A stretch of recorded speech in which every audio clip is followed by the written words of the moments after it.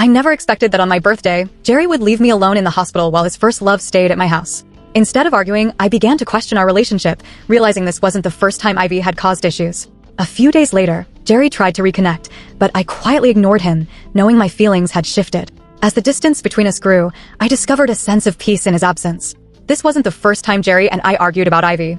Every time, he'd use the same excuse. I just see her as a sister, don't overthink it. And every time, I'd be the one to give in first. But over the past few days, I realized I didn't miss him at all. I wasn't anxious or irritable and slept unusually well, probably because I wasn't the one trying to make peace.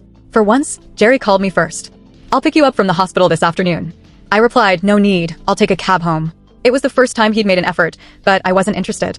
Instead, I packed my things, took a cab, and didn't bother asking where he was.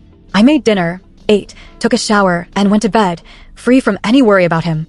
The next morning, I heard the keypad beep and Jerry walked into my room. "Susie, we're back."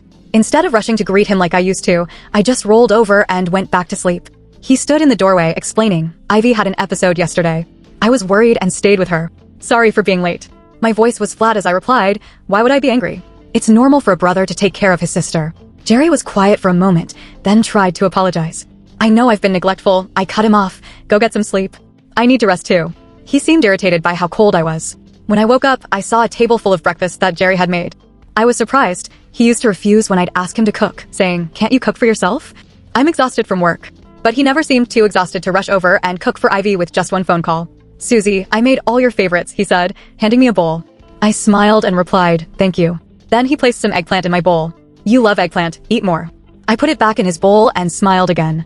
"I've never liked eggplant." "That's Ivy's favorite, you must have gotten mixed up."